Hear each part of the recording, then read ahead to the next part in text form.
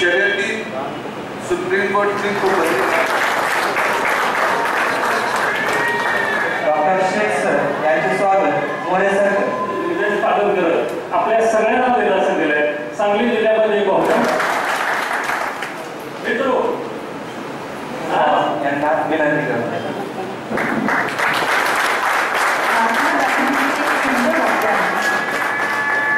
त्याचप्रमाणे आपल्या जिल्हा परिषदेचे अतिरिक्त मुख्य कार्यकारी अधिकारी दिलीप पाटील यांनी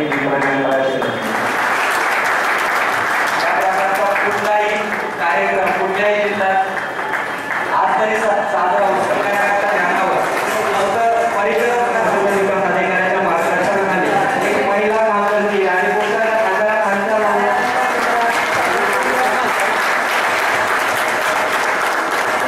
उपस्थित घेतलेले आहेत. या सर्वांचे मित्रांनो, आपल्याला माहिती आहे की शेतकरी किंवा माणसाच्या अस्तित्व जनावरांचे अस्तित्वावरच अवलंबून आहे. एकटे माणसं या जगात या पृथ्वीवर जगू शकत नाही ही एक फॅक्ट आहे. परंतु माणसाचं जगण्यासाठी सर्व काही करतात, त्यासोबत त्या जनावरांचं अस्तित्व कायम राहायला पाहिजे आणि सुखरूप राहायला पाहिजे. ह्याच्यासाठी आपल्यासारखे माणसे पुढे येऊन काम करत आहेत, त्याचा मला अभिमान आहे.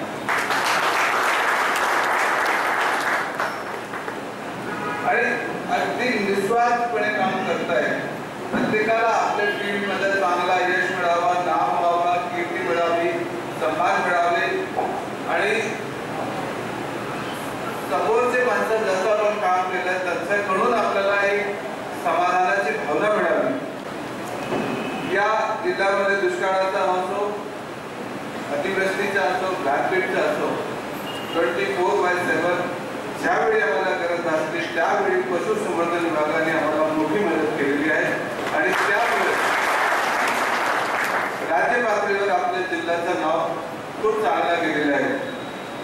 हा मागचे जे दुष्काळ होता ते 1972 पेक्षा भयानक दुष्काळ म्हटलं गेलं होतं.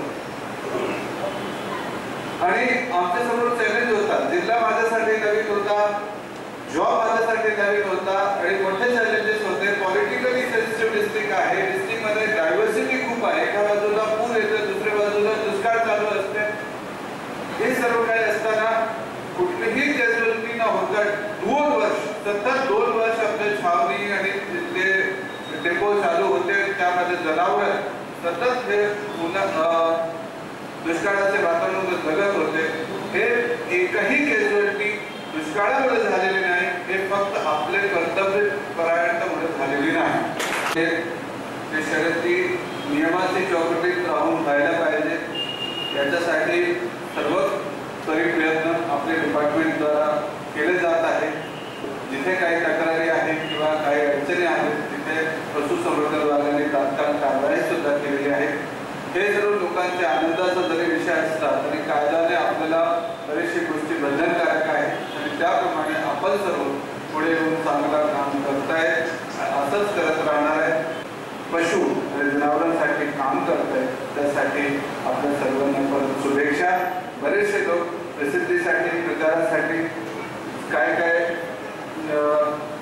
माध्यमांचा वापर करून त्यांच्या काम थोडं करून एवढं दाखवत आहे. आपण एवढं तरी दाखवलं पाहिजे. 24/7 आपण काम केलेले आहे. आम्हाला माहिती आहे दरवेळी तर प्रत्येक ठिकाणी आम्हाला ते बोलणे शक्य होत नाही किंवा बोलता येत नाही किंवा आम्ही काही आमच्याकडून लावून जाते. त्यासाठी दिलगिरी व्यक्त करतो. परत सर्वांना धन्यवाद देतो, शुभेच्छा देतो आणि ज्यांचा सन्मान झाला त्यांचं अभिनंदन करतो आणि ज्यांचा राहिलेला आहे त्यांच्या पुढच्या वर्षी होईल